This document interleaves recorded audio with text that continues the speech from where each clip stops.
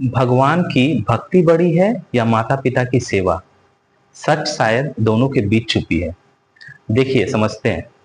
प्रहलाद किसके पुत्र थे? हिरण्यकश्यपु के पुत्र।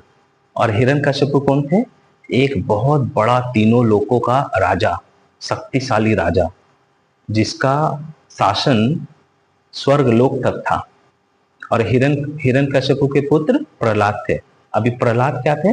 प्रहलाद विष्णु भगवान के भक्त थे। उसकी भक्ति में इतनी ताकत थी कि भगवान विष्णु ने उसे दर्शन दिया, और सिर्फ दर्शन नहीं दिया, उसे वरदान भी दिया कि वो हर चीज में, जिसमें चाहे जब चाहे वो उसे देख सकता है। अब एक दूसरा एग्जाम्पल समझिए।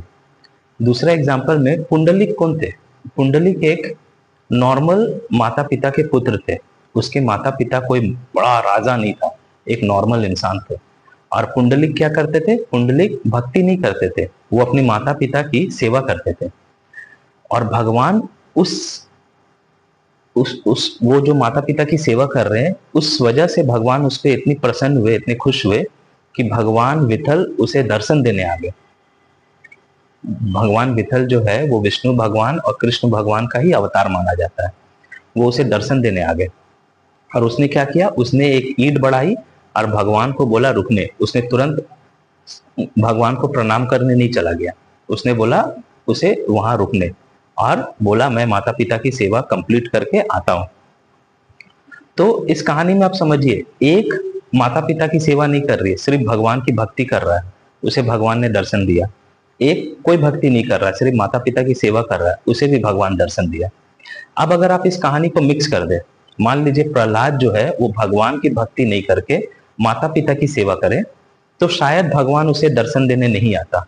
क्योंकि हिरण्यकश्यपु जो थे वो बहुत ही शक्तिशाली राजा थे। उसके पास वैभव, पैसा, सब कुछ था। तीनों लोक का मालिक था, वो राजा था, वो सब कुछ था उसके पास।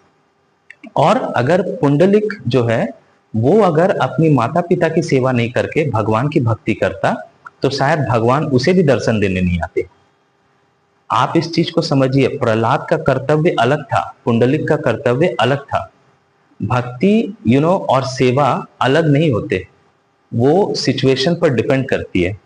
अगर माता पिता को आपकी जरूरत है और आप कर्तव्य नहीं निभा के अगर आप भक्ति करने चले जाओ सब छोड़कर, तो शायद आपकी भक्ति अधूरी है।